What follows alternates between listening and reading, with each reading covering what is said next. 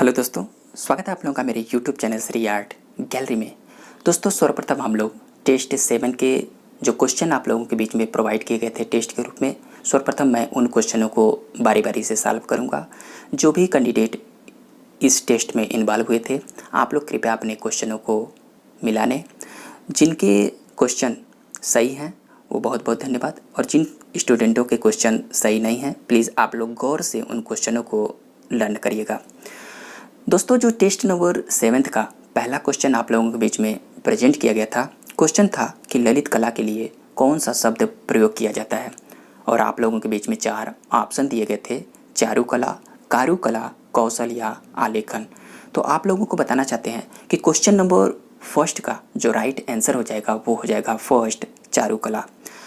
दोस्तों, ध्यान देने वाली बात ये यहाँ पे ये है कि जो ललित कला के लिए जो शब्द प्रयोग किया गया था, संस्कृत के प्रकांड विद्वान थे पाणिनि, और उन्होंने अपने प्रसिद्ध ग्रंथ अष्टाध्यायी में शिल्प को 2 भागों में विभाजित किया था, और वो 2 भाग कौन कौन से थे? ललित कला और उपयोगी कला। यही ललित कला और उपयोगी कला है जिसको पाणिनि ने शिल्प कला को विभाजित किया था। दोस्तों, पाणिनि ने ललित कला के लिए जो संस्कृत का शब्द प्रोवाइड किया था वो था चारुकला, और उपयोगी कला के लिए जो संस्कृत के शब्द प्रतिपादित किए वो थी कारुकला। तो आप लोग इन पॉइंटों को गौर से लर्न करिएगा।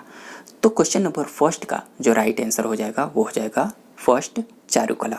आइए बढ़ते हैं हम लोग नेक्स्ट क्वेश्चन की ओर। दोस्तों, टेस्ट नंबर 7 का जो दूसरा क्वेश्चन आप लोगों के बीच में प्रेजेंट किया गया था, क्वेश्चन था कि कला के वर्गीकरण के लिए सबसे उपयुक्त शब्द कौन सा है, और आप लोगों के बीच में 4 ऑप्शन प्रस्तुत किया गया था: दृश्य एवं श्रव्य कला, ललित एवं उपयोगी कला, व्यापारिक एवं व्यावसायिक कला, और कला एवं शिल्प। तो दोस्तों, कला के वर्गीकरण के लिए सबसे उपयुक्त शब्द जो प्रयोग किया जाता है वो है ललित एवं उपयोगी कला। दोस्तों, आप लोगों को बताना चाहते हैं कि जो संस्कृत के प्रकांड व्याख्याकर्ता थे पाणिनि, और उन्होंने अपने प्रसिद्ध ग्रंथ अष्टाध्यायी में शिल्प को 2 भागों में विभाजित किया था, ललित कला और उपयोगी कला। दोस्तों, पाणिनि ने ही ललित कला को बुद्धिवादी समाज से जुड़ी कला मानते हैं, और उन्होंने इस बात को भी सिद्ध किया था कि जो मानव के सौंदर्यात्मक भूख को जो संतुष्टि प्रदान करती है वो ललित कला से ही प्रदान करती है। इस बात को ध्यान दीजिएगा। और उन्होंने भी इस बात को प्रस्तुत किया कि जो हमें आध्यात्मिक सुख की प्राप्ति होती है वो ललित कला से प्राप्त होती है, और भौतिक सुख हमें जो प्राप्त होती है वो उपयोगी कला से प्राप्त होती है। इसलिए कला के वर्गीकरण के लिए जो सबसे उपयुक्त शब्द होती है वो ललित और उपयोगी कला होती है। तो क्वेश्चन नंबर 2 का राइट आंसर जो हो जाएगा वो हो जाएगा 2। दोस्तों, तीसरे नंबर का क्वेश्चन आप लोगों के बीच में प्रस्तुत किया गया था कि संयोजन किसकी प्रसिद्ध कृति है। वेरी इंपॉर्टेंट पॉइंट है, और आप लोगों के बीच में 4 ऑप्शन प्रस्तुत किया गया था: पालक्ली, कांडिन्स्की, कोकोस्का और एंसर्ट। दोस्तों, आप सभी लोगों को बताना चाहते हैं कि जो संयोजन प्रसिद्ध कृति है ये अभिव्यंजनावाद के प्रसिद्ध कलाकार थे कांडिन्स्की, उनके द्वारा ये निर्मित की गई थी। जब भी अभिव्यंजनावाद आती है, इससे अक्सर एग्ज़ाम में क्वेश्चन पुटअप होता है कि अभिव्यंजनावाद का जन्म या अभिव्यंजनावाद का प्रारंभ कहाँ पे हुआ था। तो दोस्तों, आप लोगों को जानना है, ये क्वेश्चन आया तो आप लोगों को बताना चाहते हैं कि जो अभिव्यंजनावाद का प्रारंभ होता है या जन्म होता है, यह 20वीं शताब्दी की प्रसिद्ध कला मानी जाती है, और इसका जो आरंभ या जन्म माना जाता है यह जर्मनी में माना जाता है। दोस्तों, अभिव्यंजनावाद जो कला थी, इस कला के जो इस आंदोलन के जो अग्रणी कलाकार माने जाते हैं वो एडवर्ड मुंक को माना जाता है। और ये जो कला जो उत्पन्न हुई थी, यह जो कला प्रेरणा पाई थी वह वान गाग की अत्यधिक सरल रेखा एवं शाश्वत रंगों से उत्पन्न हुई यह कला मानी जाती है। दोस्तों, अभिव्यंजनावाद के प्रमुख कलाकारों के बारे में पूछ लिया जाता है, तो अभिव्यंजनावाद के प्रसिद्ध कलाकारों में जैसे एडवर्ड मुंक हुए, होडलर हुए, एंसर्ट हुए, कोकोस्का हुए, कांडिन्स्की हुए और पालक्ली आदि प्रसिद्ध कलाकार जो ये थे, ये अभिव्यंजनावाद के प्रसिद्ध कलाकारों में से एक माने जाते हैं। और उन्हीं में से एक प्रसिद्ध कलाकार थे कांडिंस्की, और कांडिंस्की के द्वारा ही संयोजन प्रसिद्ध कृतियाँ निर्मित की गई थी। इनके द्वारा प्रसिद्ध प्रसिद्ध कृतियाँ भी निर्मित की गई थी, जो कि अक्सर एग्जाम में क्वेश्चन पुटअप होता है। तो क्वेश्चन नंबर 3 का जो राइट आंसर हो जाएगा वो हो जाएगा 2 कांडिंस्की। दोस्तों 4th नंबर का क्वेश्चन आप लोगों के बीच में प्रेजेंट किया गया था कि कांडिंस्की ने 9 कलाकार मंडल की स्थापना किस वर्ष की थी। बहुत इंपॉर्टेंट क्वेश्चन, अक्सर एग्जाम में क्वेश्चन पुटअप होता है। और आप लोगों के बीच में 4 ऑप्शन दिए गए थे, 1908, 1910, 1909 और 1911। तो दोस्तों कांडिंस्की ने 9 कलाकार मंडल की जो स्थापना किए थे वो 1909 ईस्वी में म्यूनिख जर्मनी में किया था। ध्यान दीजिएगा, वेरी इंपॉर्टेंट पॉइंट है। कहाँ पे किए थे? म्यूनिख जर्मनी में किए थे। और कांडिंस्की अभिव्यंजनावाद के प्रसिद्ध कलाकार माने जाते हैं। और इनका जो जन्म होता है वो 1866 ईस्वी में, ये मॉस्को में इनका जन्म हुआ था। इस बात को भी गौर कीजिएगा। तो क्वेश्चन नंबर 4 का राइट आंसर हो जाएगा 3rd।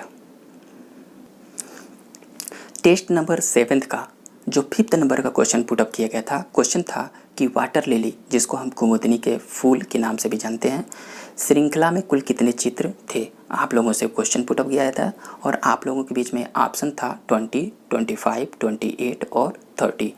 दोस्तों वाटर लिली जो कुमुदनी के फूल ये श्रृंखला निर्मित की गई थी, ये प्रभाववाद के प्रसिद्ध और अग्रणी कलाकार थे क्लोद मोने। क्लोद मोने के द्वारा ही वाटर लिली या कुमुदनी फूल श्रृंखला को क्रिएट किया गया था।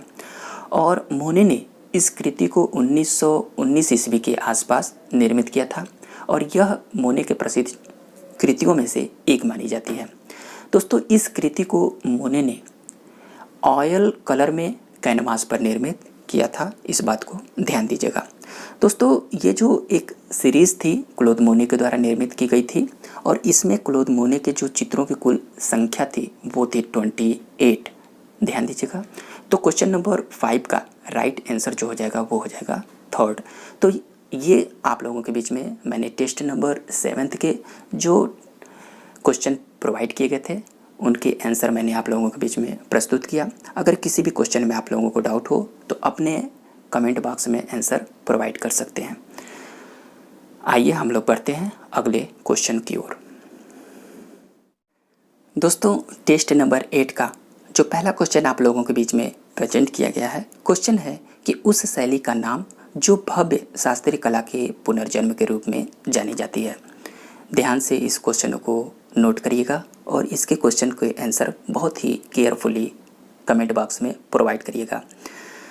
दोस्तों आप लोगों को समझाना चाहते हैं कि आप लोगों को बताना है कि उस शास्त्रीय शैली का नाम बताना है जो पुनर्जन्म के रूप में जानी जाती है। और आप लोगों के बीच में 4 ऑप्शन दिए गए हैं, गोथिक, बरोक कला, पुनर्जागरण काल की कला और स्वच्छंदतावाद की कला। आप लोगों को इन ऑप्शनों में से सटीक आंसर प्रोवाइड करने हैं और आप लोगों को बताना है कि वह कौन सी कला शैली थी जिसको हम शास्त्रीय कला के पुनर्जन्म के रूप में जानते हैं। ठीक है, तो आप लोग अपने आंसर कमेंट बॉक्स में प्रोवाइड करिए। दोस्तों सेकंड नंबर का क्वेश्चन है कि वह मूर्तिकार जो व्यक्ति मूर्तिकार के रूप में जाना जाता है। वेरी इंपॉर्टेंट पॉइंट है और आप लोगों के बीच में 4 ऑप्शन प्रस्तुत किया गया है, सोमनाथ होर, राम सुतार, जानकी राम और बलबीर सिंह कट। आप लोगों को इन ऑप्शनों में से सबसे बेस्ट ऑप्शन कमेंट बॉक्स में प्रोवाइड करने हैं और आप लोगों को बताना है कि वह मूर्तिकार कौन है जो व्यक्ति मूर्तिकार के रूप में जाने जाते हैं इन ऑप्शनों में से। दोस्तों थर्ड नंबर का क्वेश्चन है कि प्रसिद्ध ग्रंथ मानसोल्लास किस सदी की है। वेरी इंपॉर्टेंट पॉइंट है और मानसोल्लास प्रसिद्ध ग्रंथों में से एक मानी जाती है और इस ग्रंथ को किस सदी में निर्मित किया गया था।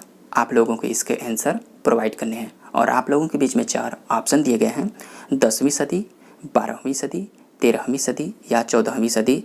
और आप लोगों को इसके आंसर कमेंट बॉक्स में प्रोवाइड करने हैं और सटीक आंसर का जवाब आप लोग कमेंट बॉक्स में बताइए कि किस सदी में मानसोल्लास की जो प्रसिद्ध ग्रंथ थी उसकी रचना की गई थी।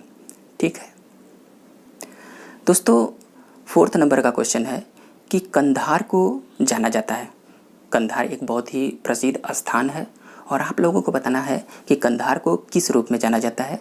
और आप लोगों के बीच में 4 ऑप्शन है, पाटरी चित्रण, जैन मूर्तियों के लिए, या शिव मूर्तियों के लिए, या बुद्ध प्रतिमा के लिए।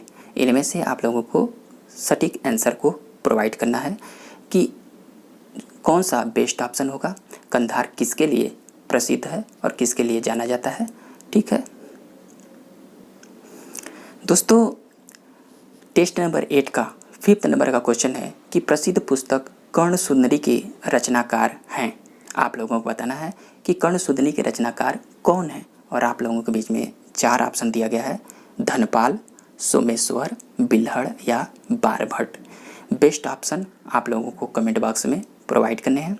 तो दोस्तों ये रहे टेस्ट नंबर 8 के आप लोगों के बीच में कुछ इंपॉर्टेंट पॉइंट है। आप लोग इन क्वेश्चनों के आंसर कमेंट बॉक्स में प्रोवाइड करिए। नंबर 7 में जिन कैंडिडेटों ने अच्छा प्रयास किया है और अच्छे क्वेश्चनों का जवाब दिया है उनके नाम इस प्रकार हैं। जिन्होंने 5 में से 5 क्वेश्चनों का सही जवाब दिया है वो पहले कैंडिडेट हैं साधना यादव, इन्होंने 5 में से 5 क्वेश्चनों का सही जवाब दिया। और दूसरे कैंडिडेट हैं जगतपाल वर्मा, इन दोनों लोगों ने 5 में से 5 क्वेश्चनों का सही जवाब दिया है। दूसरे नंबर पे हैं अरुण कुमार पाल, जिन्होंने 5 में से 4 क्वेश्चनों का सही जवाब दिया है। और सेकंड है सविता सिंह, इन्होंने 5 में से 4 क्वेश्चनों का सही जवाब दिया है। तो इन कैंडिडेटों को टेस्ट नंबर 7 में अच्छा परफॉर्मेंस करने के लिए बहुत बहुत बधाई। आप लोग प्लीज़ ऐसे ही कंटिन्यू टेस्ट को देते रहिए और अपने लर्निंग को कंटिन्यू बरकरार रहिए। आने वाले टाइम में अच्छे वैकेंसी आने वाली हैं, आप लोग कंटिन्यू अपने स्टडी को जारी रखिए, तभी आप लोग अच्छा परफॉर्मेंस करेंगे। तो दोस्तों ये रहे कुछ आज के इन्फॉर्मेशन आप लोगों के बीच में, और आप सभी लोगों से निवेदन है कि प्लीज़ वीडियो को लाइक करें और जो भी कैंडिडेट पहली बार इस चैनल को वॉच कर रहे हैं प्लीज़ चैनल को सब्सक्राइब और लाइक करें। तो दोस्तों हम लोग मिलते हैं अगले वीडियो में, तब तक के लिए थैंक यू दोस्तों।